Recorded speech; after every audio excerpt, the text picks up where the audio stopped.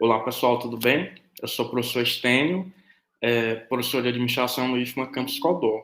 Hoje é a nossa segunda aula do projeto de extensão Estratégias e Ferramentas de Vendas em Tempos de Pandemia, projeto este que é vinculado ao programa IF Mais Empreendedor. Para a aula de hoje, nós contamos com a participação, com a colaboração da professora Ana Carla Cavalcante, né? A professora Ana Carla Cavalcante, ela possui experiência na área financeira, na área de auditoria, né? Na área de inovação, né? Atuando no programa Agência Local de Inovação, do SEBRAE, em parceria com o CNPq. Além disso, ela é graduada em administração, né? E também possui mestrado em administração e controladoria pela Universidade Federal do Ceará, com linha de concentração na área de inovação e empreendedorismo. Então, em primeiro lugar, eu gostaria de agradecer, né, a colaboração da professora Ana Carla, né, que também leciona na Universidade Unifametro, né, em Fortaleza, e desejar a todos uma boa aula, né? O tema da aula de hoje é sobre inovação, né? Inovação no contexto da pandemia, né? E no contexto dos pequenos negócios. Inovação hoje tem se tornado um tema essencial, um tema emergente.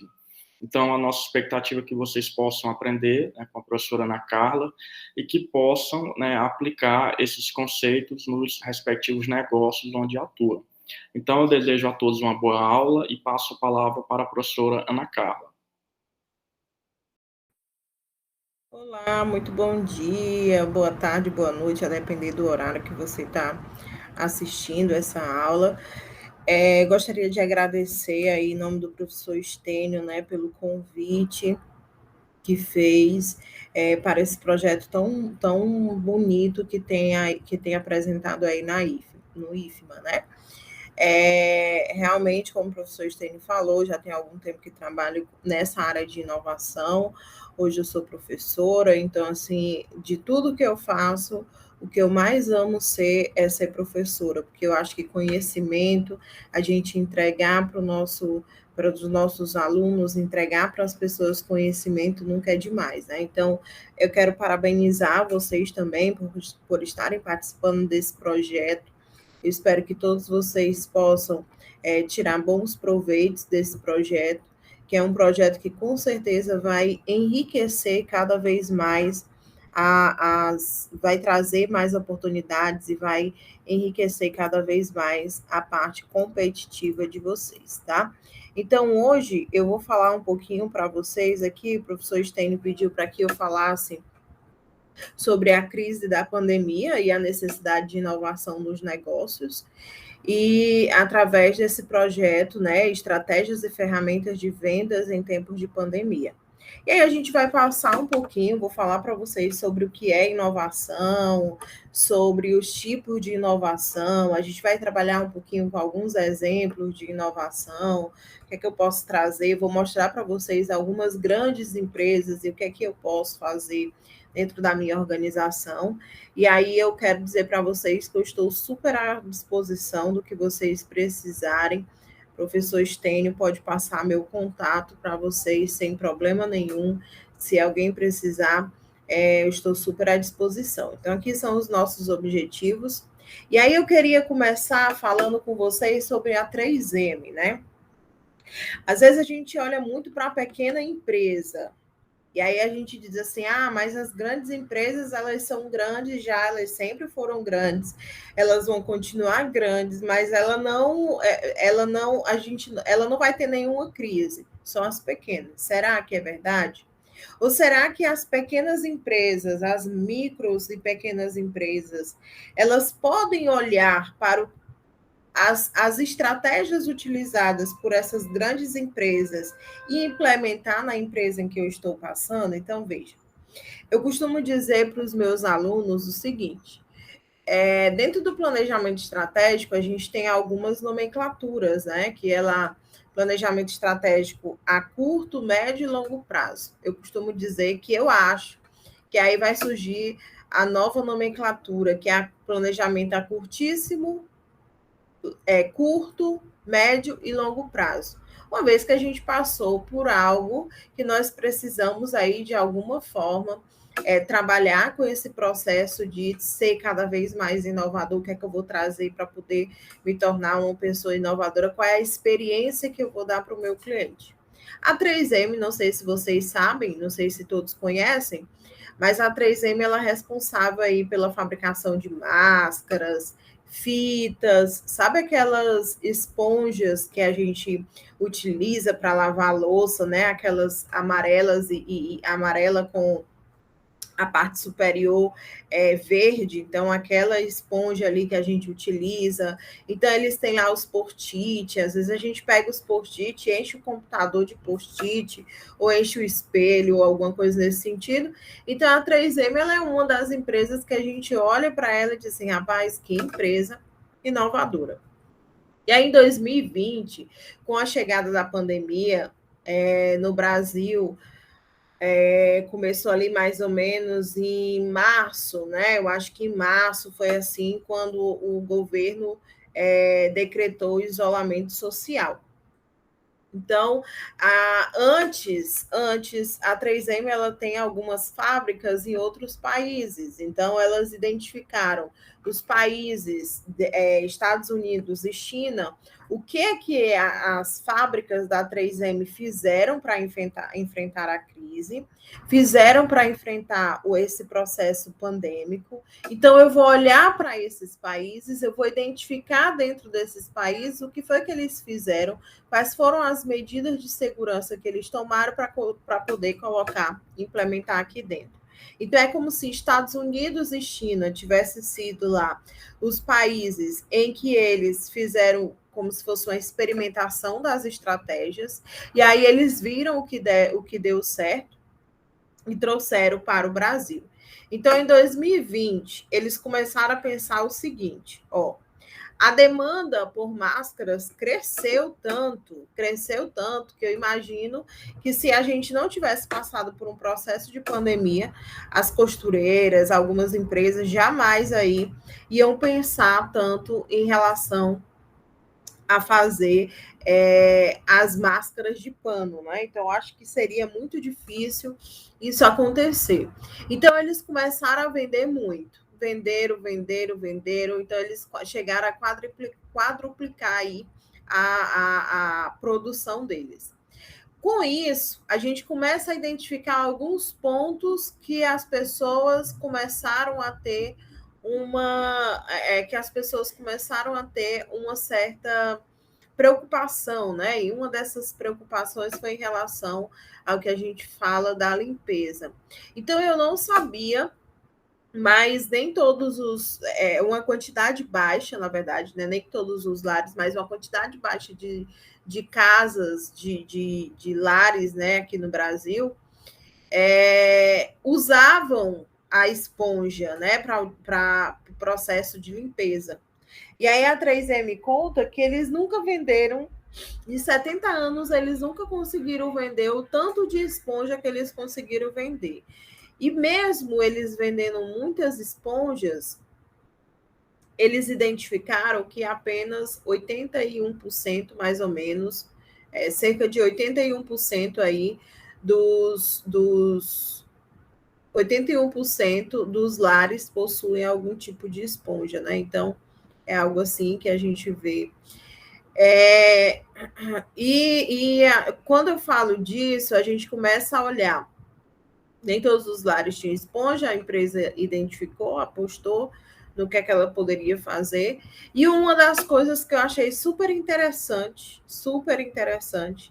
foi que a 3M ela começou a vender demais aí o que a gente fala das fitas, né? Então, devido à alta no e-commerce, as empresas, a 3M começou a ter um aumento aí em relação à venda das fitas. Então, teve um aumento aí de cerca de 40%.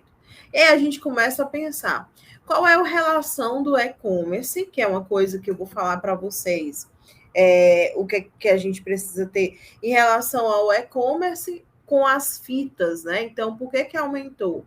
Então, pensa, se o professor Stênio, ele faz um pedido, ele solicita um pedido de produto via uma empresa varejista, se ele pede pela internet, esse produto vai chegar para ele lá todo embalado, mais embalado ainda, para não ter o perigo do professor Stênio ficar, o produto do professor Stênio chegar aí quebrado. Então, veja, quando a gente fala das fitas, quando a gente fala da venda do e-commerce, por que cresceu, por que aumentou, a gente está falando exatamente sobre essa necessidade das pessoas de enviarem uma coisa para outra. Então, veja, dentro da estratégia da 3M, eles identificaram que eles iriam precisar aumentar a produção de máscaras, eles identificaram que a quantidade de esponjas relacionada ao que a gente fala lá da limpeza, do aumento da limpeza, eles iriam precisar aumentar a quantidade de produção.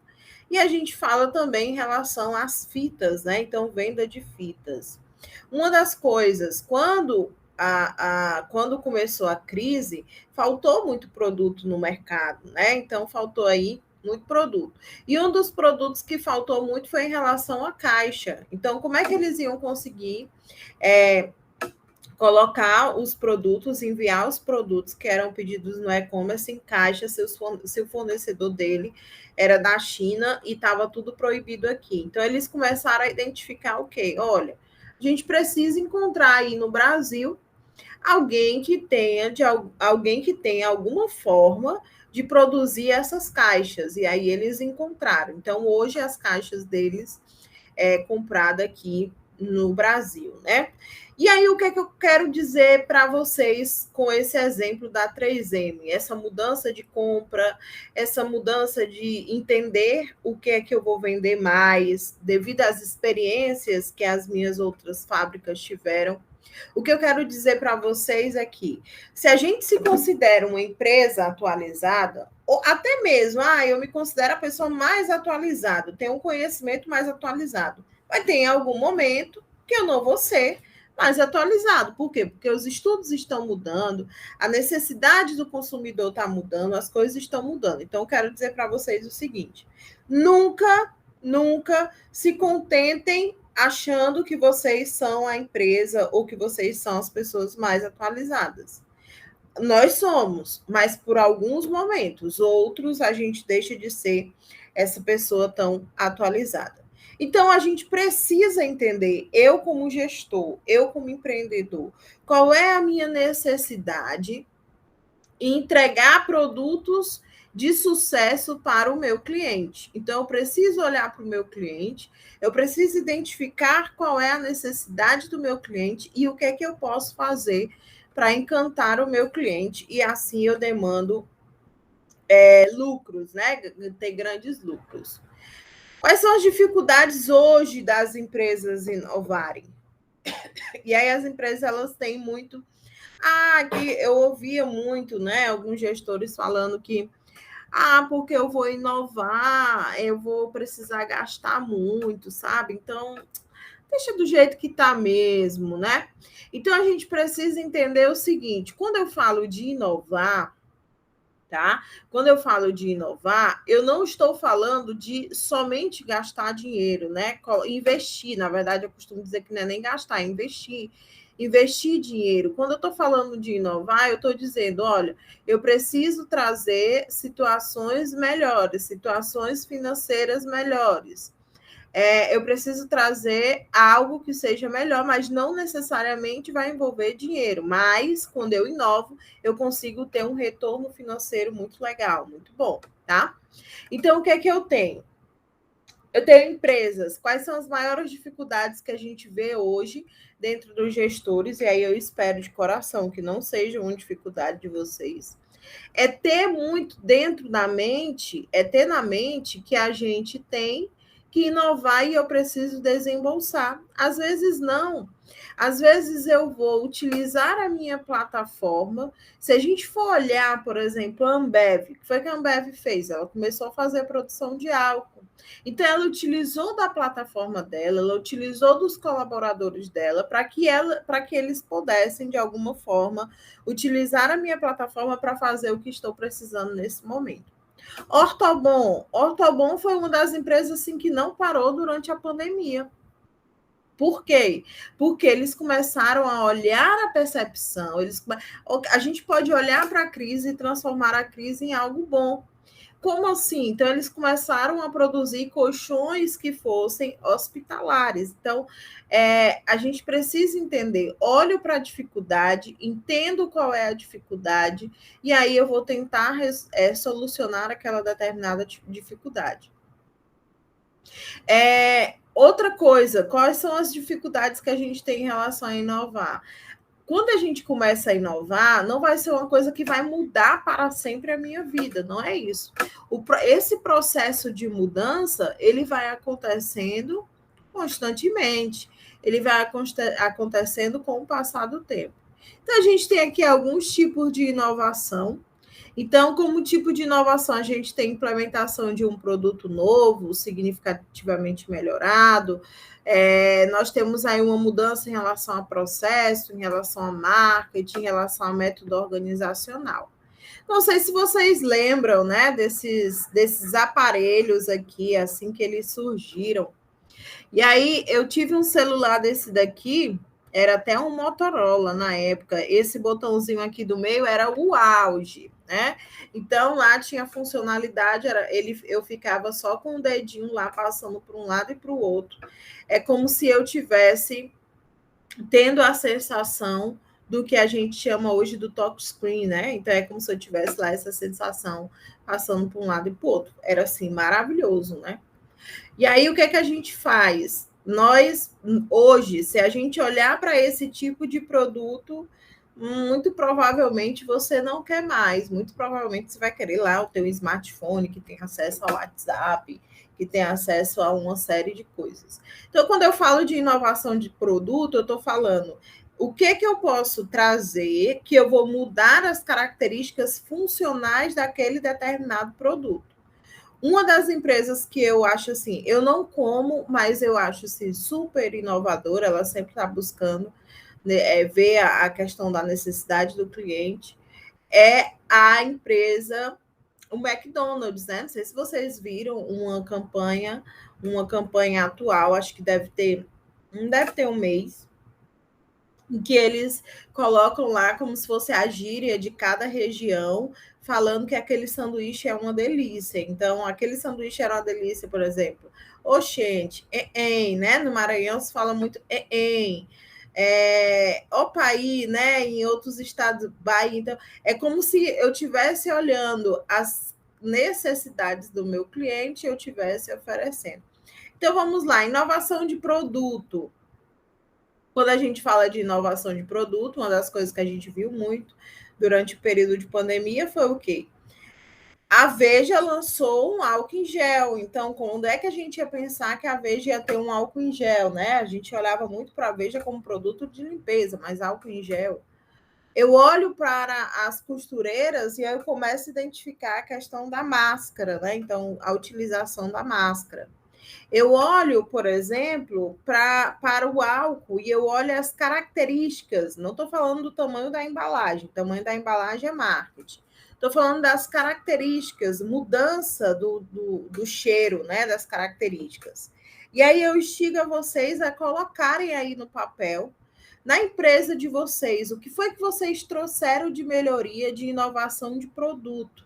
Então, eu quero que vocês coloquem aí num papelzinho o que foi que eu trouxe, o que foi que eu melhorei em relação ao meu produto, ou se é uma empresa de serviço, o que eu coloquei em relação à empresa de serviço. Vou dar aí 1 minuto para vocês pensarem em relação a isso. Inovação de produto é inovação que vai mudar as características que envolve a funcionalidade do produto. Então, o que vocês fizeram aí?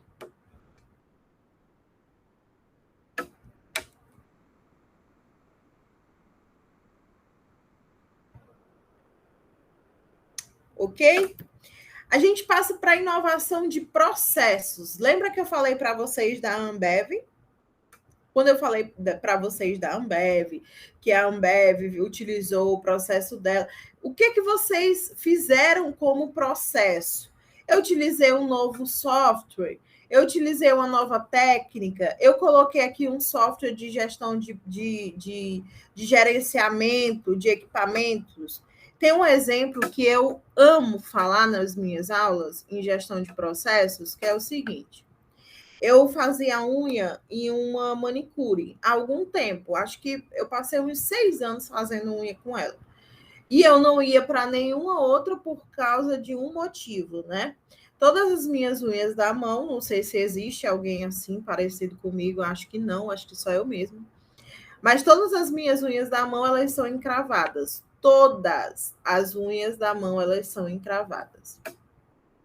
O que acontece? Só ela, eu chego a passar de 6 horas lá para ela ajeitar, que eu digo, acho que ainda tem um pouquinho aqui, tem um pouquinho aqui. Então, ela tirou amanhã ou à tarde, um pouquinho da noite para mim.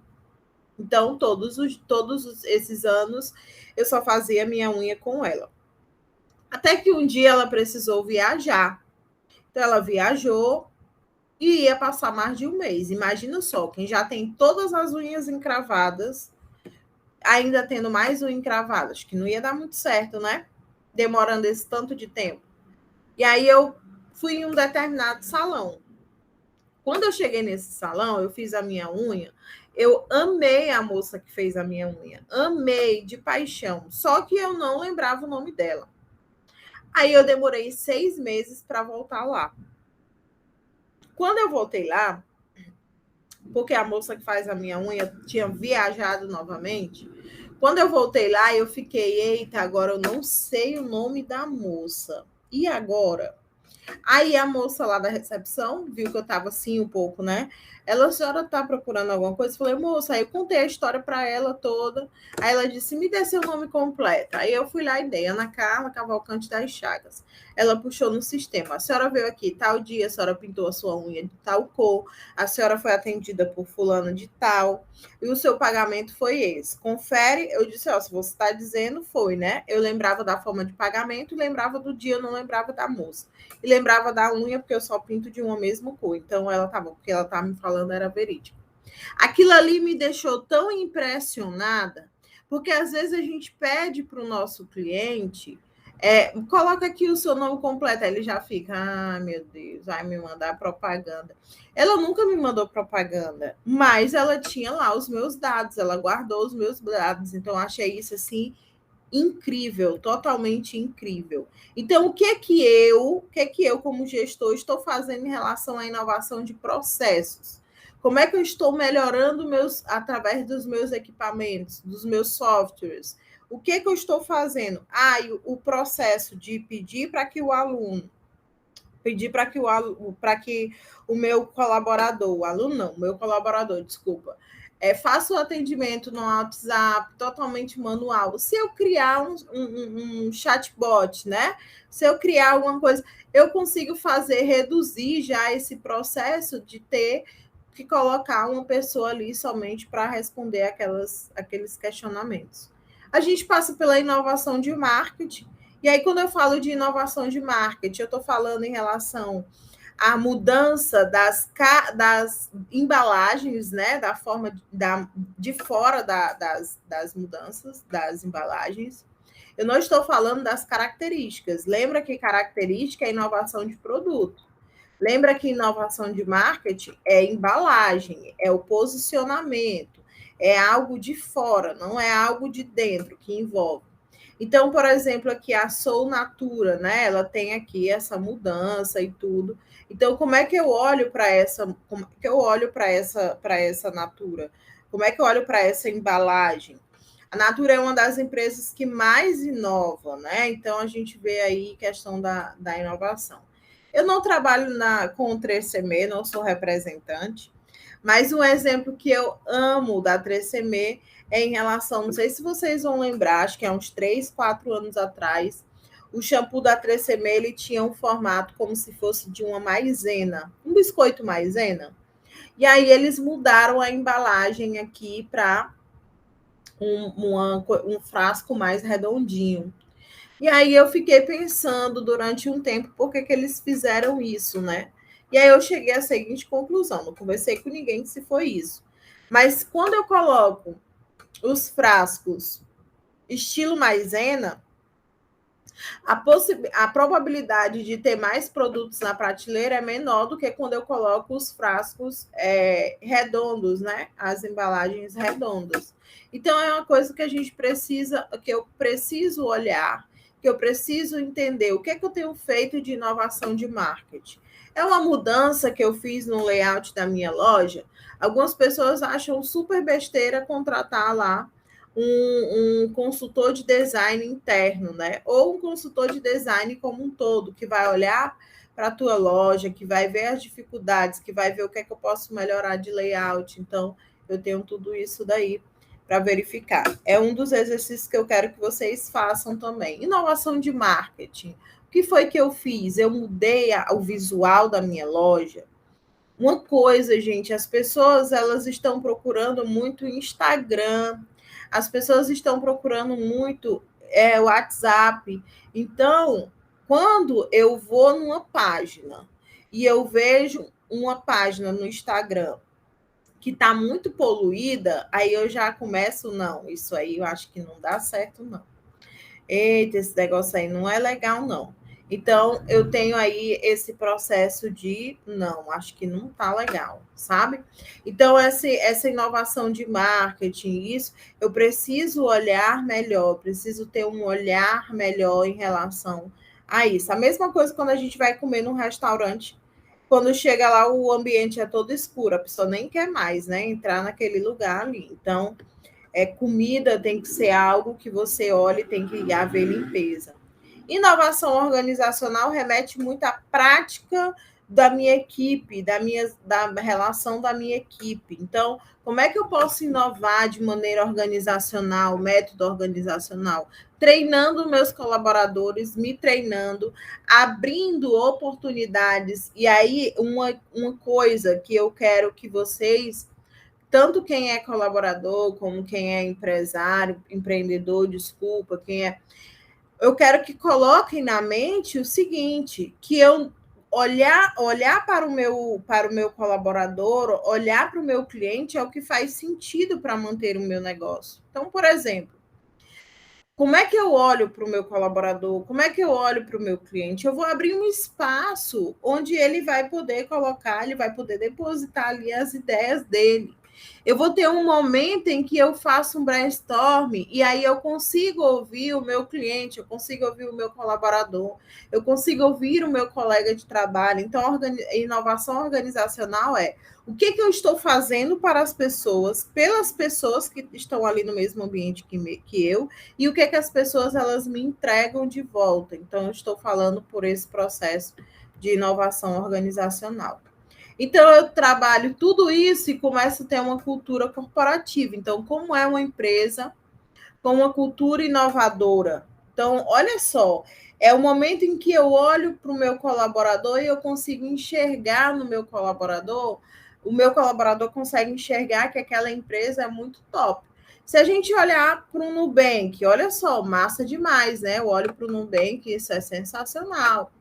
Se eu olhar, por exemplo, para um iFood, o iFood sempre está inovando, então eu tenho esse processo de cultura corporativa, né?